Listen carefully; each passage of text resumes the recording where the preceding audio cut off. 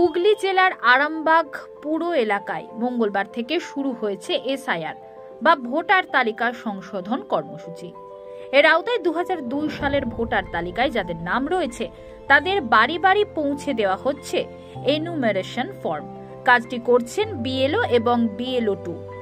এই এসআইআর প্রক্রিয়ায় নাগরিকরা নিজের ভোটার তথ্য যাচাই করতে পারবেন।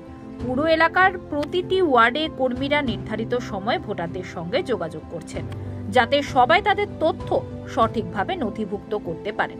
বুধবার 4 নম্বর ওয়ার্ডের কাউন্সিলর তথা পুরসভার ভাইস চেয়ারম্যান মমতা মুখার্জির উদ্যোগে চালু করা হয়েছে একটি বিশেষ সহায়তা কেন্দ্র। এই কেন্দ্রের নাম রাখা হয়েছে বাংলার ভোট রক্ষা শিবির। এই শিবিরে সাধারণ মানুষ এসআইআর সংক্রান্ত বিভিন্ন প্রশ্ন ও সমস্যার সমাধান পাচ্ছেন। এই দিনের সহায়তা শিবিরে ভাইস চেয়ারম্যান ছাড়াও ছিলেন শহর তৃণমূল কংগ্রেসের সভাপতি রূপক মুখার্জি, ছাত্রনেতা পার্থ প্রতিম দে সহ অন্যান্য নেতৃত্বরা। আমি হঠাৎ করে এখানে চলে এসেছি এই সেন্টারে। এখানে ওনারা আছেন, আমার যা প্রবলেম ছিল সব সলভ করে দিয়েছেন, কোনো অসুবিধা হয়নি। কিসের জন্য এসেছেন এখানে? কি এটা আমি ওই ভোটার যে এসআইআর হচ্ছে, কারেকশন করা হচ্ছে, সেই কারেকশনের জন্য খোঁজপত্র নিচ্ছিলাম। দেখলাম যে এখানে এই বোর্ডটা বসেছে, এরা সবাইকে সাহায্য করছেন নাগরিকদের। আমিও একজন নাগরিক, আমি এদের কাছ থেকে উপকৃত হয়েছি, তথ্য পেয়ে সবই উপকৃত হয়েছি। বলছি, আজকে কি ভাইস চেয়ারম্যানের উদ্যোগে কি শিবিরটা করা হয়েছে? আমি সেটাই মনে করছি, কারণ আমি তো জানি না। উনি তো আছেন এখানে, ওনার উদ্যোগেই নিশ্চয়ই হচ্ছে। কত নম্বর ওয়ার্ড থেকে আপনি আসছেন? আমি 4 নম্বর ওয়ার্ড। আপনার নাম স্যার? আমার নাম তরুণ কুমার গত।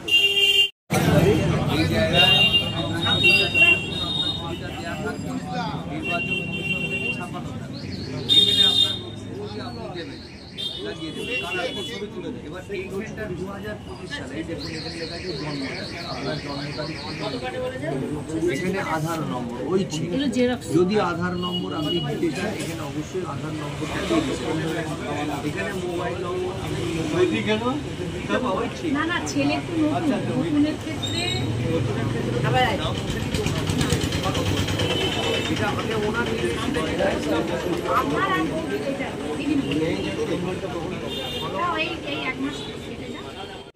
এটা অ্যাকচুয়ালি হচ্ছে বাংলার ভোট রক্ষা শিবির। এই যে আমাদের কথাটার মধ্যেই কিন্তু এটা মানে বোঝা যাচ্ছে যে এসআইআর নিয়ে মানুষের মধ্যে প্রচুর পরিমাণে একটা আতঙ্কের সৃষ্টি হয়েছে। কেননা ইতিমধ্যে আমাদের 6 জন মানুষকে আমরা হারিয়েছি, যারা আতঙ্কগ্রস্ত হয়ে নিজেদের জীবন শেষ করে দিয়েছেন। দেখুন, এসআইআরটার বিরুদ্ধে আমরা নই, কিন্তু এসআইআরটা কেন এই 6 মাসের মধ্যে কেন করছেন ওনারা? কেন 2 বছর সময় নিয়ে ধীরে সুস্থে মানুষকে বুঝিয়ে ধীরে সুস্থে করলেন? এটাই আমাদের প্রশ্ন। আজকে যে সমস্ত মানুষগুলোকে বলছে আপনাদের নাম নেই, আমাদের সর্বভারতীয় সাধারণ সম্পাদক একদিন আমাদের সাথে তিনি মানে ফোন করেছেন, ফোনের মাধ্যমে উনি একটা ভিসি করেছিলেন, তার মাধ্যমে উনি বলেছেন যে সহায়তা কেন্দ্র খুলতে আমাদের মাননীয় মুখ্যমন্ত্রী বলেছেন মানুষের পাশে দাঁড়াতে। আমরা সেই কারণেই এখানে, যেমন আমাদের সম্প্রীতির রাজ্য, আমরা হিন্দু, মুসলমান, খ্রিস্টান, বৌদ্ধ, জৈন সবাইকে নিয়ে বসবাস করি, সম্প্রীতির রাজ্য, সেরকম আমাদের কাছে নির্দেশ দিয়েছেন যে এখানে শুধুমাত্র আমরা এখানে বসেছি 4 নম্বর ওয়ার্ড, আমি এখানকার কাউন্সিলর বা আমার সমস্ত কর্মীরা আছেন, শুধুমাত্র তৃণমূলের যারা ভোটার তাদের জন্য নয়। আমরা কিন্তু বিজেপি, সিপিএম, কংগ্রেস সবাইকে আহ্বান করছি, আসুন আপনাদের যেটা প্রয়োজন, আমরা শুধু অনুসন্ধান যদি থাকে কিছু আমরা আপনাদেরকে সুন্দর পরিষ্কারভাবে বুঝিয়ে দেবো। আমাদের এখানে 2002 সালের এখানে ভোটার লিস্ট আছে, আমাদের এখানে 2025-এর ভোটার লিস্ট আছে। এখানে নতুন ফর্ম আমরা দেখিয়ে দিচ্ছি কিভাবে পূরণ করতে হবে। আতঙ্কিত হবেন না, আমাদের কিন্তু একটা বৈধ ভোটও আমরা এখান থেকে বাদ দিতে দেবো না। পশ্চিমবঙ্গের একটা বৈধ ভোট যদি বাদ যায়, আমরা কিন্তু আর এইখান টেবিল চেয়ারে বসে থেকে মানুষকে সহায়তা যেমন দিচ্ছি দেবো, কিন্তু তার সাথে আমরা চলে যাব দিল্লি। এইটুকু বলে রাখছি আপনাদের সবার সামনে। এবং এইটাকে আজকে যেটা আতঙ্কের বাতাবরণ সৃষ্টি করেছেন আজকের কেন্দ্রীয় সরকার, সেটাকে আমরা তীব্র প্রতিবাদ করছি। এটা উচিত হয়নি তাদের। তারা 2 বছর নিয়ে করতে পারতেন, তারা পঞ্চায়েত ভোটের পর করতে পারতেন, তারা লোকসভা ভোটের পর থেকে এসআইআর চালু করতে পারতেন। আজকে যখন বিধানসভা ভোট, তার 6 মাস আগে তারা বলছেন আজকে এরা বাদ যাবে, ওরা বাদ যাবে।